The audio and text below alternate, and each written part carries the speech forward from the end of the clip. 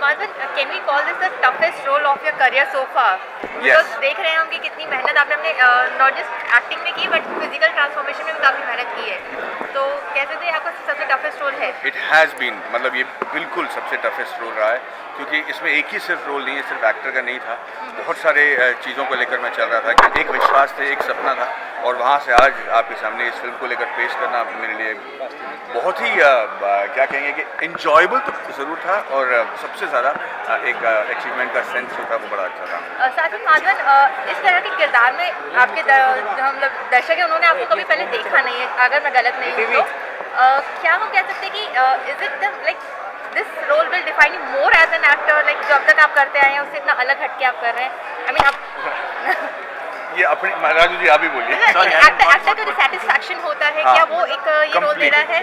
Completely as an actor में इससे ज़्यादा थ्री इडियट्स मेरे लिए सबसे उस हिसाब से तो थ्री इडियट्स मेरे लिए एज एन एक्टर सबसे सेटिस्फाइंग रोल था, क्योंकि उसमें मैं एक्चुअली जो मैं लाइफ में था और जो मेरे साथ मेरे पिताजी के साथ जो मेरे सीन्स हुए थे वो मैंने किए हैं, पर इसमें एक प्रोजेक्टेड कैरेक्टर है, उसमें मुझे सबसे ज़्यादा सेटिस्फैक्शन।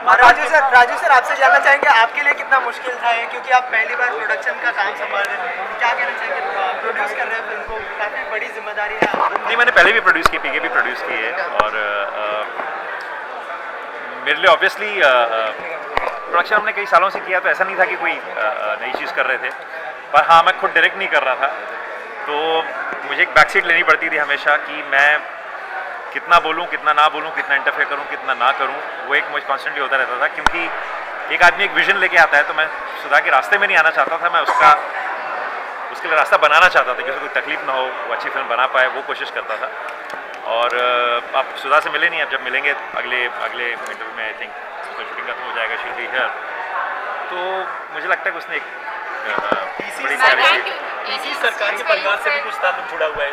हाँ जी, जो पीसी सरकार, उनकी बेटी भी इस फिल्म में, हाँ इस फिल्म में एक है जो रितिका की सिस्टर का रोल प्ले कर रही है, वो मुमताज़ सरकार वो कर रही है, वो पीसी सरकार की डॉटर है, और वो खुद भी बॉक्सिंग करती है। तो इस फिल्म में actually 10-12 if I am right 42 boxers हैं, जो जितने भी आप बॉक्सिंग मैचेस देखें थे एक्चुअल बॉक्सर्स, जितने भी रेफरीज हैं। वन यूएसपी इसकी the fights will look very real, वो फिल्मी फाइट्स नहीं है कि एक हमारे फिल्मी फाइट्स दो किस्म के होते हैं कि बड़ा एक वो डिफाइंग ग्रेविटी वाले फाइट्स होते हैं कि, तो ये फाइट्स विल लुक रियल, और ऐसा नहीं है कि हम फाइट कर रहे हैं फिर किसी और की रिएक्शन में कट कर रहे हैं ताकि पंच ठीक से नहीं लगा, so they are really fighting all this girls.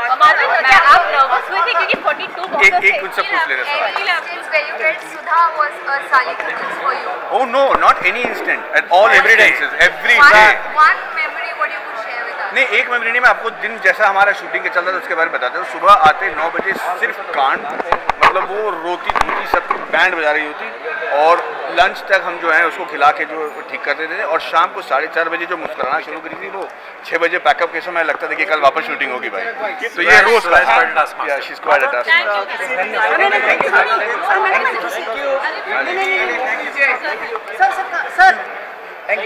अच्छा बोल अभी आप कुछ हाँ कुछ कहाँ जा रहे हैं? इनको इसी लुक में आप प्रमोशंस करवाएंगे?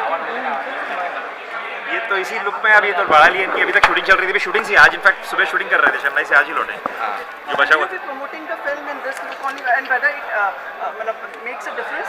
चलिए मैं आपको एक खास बात बता देता हूँ, इस लुक के पीछे जो जिस आदमी का हाथ है वो है राजू जी। इन्होंने मैंने बहुत बार जो है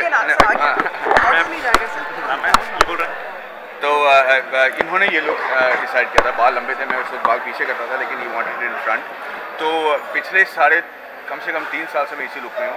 बीच में शूटिंग खत्म करके मैं तनु बट मनु रिटर्न के लिए जब आया था तो बस शेव करके बाल छोटे करके आए थे और फिर मैंने बढ़ा दिए। तो मैं चाहता हूँ कि लोग तनु बट मनु का डॉक्टर मनु को भूल जाएं और सारा खरूज को याद रखें। तो पूरे प्रमोशन के दौरान मैं इसी लुक पे रहने वाला।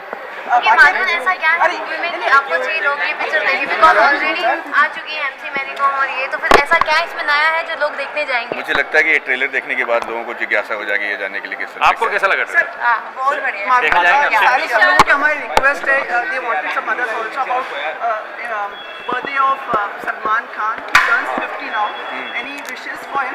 Yes, I wanted to say it's fantastic that at this age he's looking so fit and he's doing amazing films like Dangal that he's going to be doing इसके लिए। और अगर उस उम्र में हम उतनी फिट हो पाएँ तो मुझे लगता है कि ये भगवान की कृपा होगी। और 85 साल की राह पे मैं उनको मुबारकबाद देना चाहता हूँ। He is one of the nicest human being that we. Thank you. अरे सर, चेन्नई के जो हमारे सारे सहयोगी हैं, हमारे सारे लोग हैं, उनके लिए कोई सद्भावना का संदेश आप सारे कैमरे में फ्रंट लुक रखें। जी, क्योंकि इस फिल्म को हमने चेन्नई में शूट किया था और सारे ऐसे इलाके में हमने शूट किए जहाँ पे ये बाढ़ आकर बहुत लोगों को नुकसान हुआ है। मैं सिर्फ ये कहना चाहता हूँ कि चेन्नई ने हम सबको बहुत कुछ सिखाया। इतनी बड़ी प्रॉब्लम होने के बावजूद भी आपने कोई वीडियो पे या किसी न्यूज़ चैनल में लोगों को छाती ठोकते हुए और रोते हुए और चिल्लाते हुए नहीं दिखा होगा कि इनके साथ कितनी बड़ी दुर्घटना हो गई है। वो एक मुस्कुराहट और एक साहस के साथ इस चीज़ को संभाल रहे थे और उससे मैं बहुत कुछ सीखा हूँ। और मुझे लगता है कि जैसे कि कई देशों में होता है, जैसे कि यूएस में हुआ था, जब ऐसा कोई बाढ़ आता है तो लोग लूट मार करते हैं, दुकानों को तोड़कर चोरी करने लगते हैं। एक भी ऐसा कोई काम नहीं हुआ चेन्नई में। तो मुझे लगता है कि मैं बहुत खुश हूँ कि चेन्नई इस तरीके से रिएक्ट कर रहा है and I am sure will be example. आप जाएँ उससे पहले आपको बहुत बहुत धन्यवाद, शुभकामनाएं आप इसके पहले प्रोडक्शन के लिए और पहली फिल्म के लिए।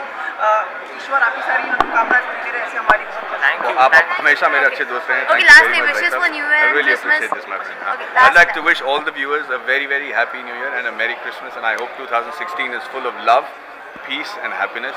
और एक ऐसा सब्जेक्ट जो मेरे दिल के बहुत करीब है और मैं बहुत एक्साइटेड हूँ, वो ये है कि अगर हो सके तो इस अपने छोटे छोटे छतों में और बगीचों में ना अपनी घर की सब्जी उगाया करिए और उसको खाया कीजिए। देखिए कितना तंदुरुस्त हो जाते हैं लोग। We will keep meeting you.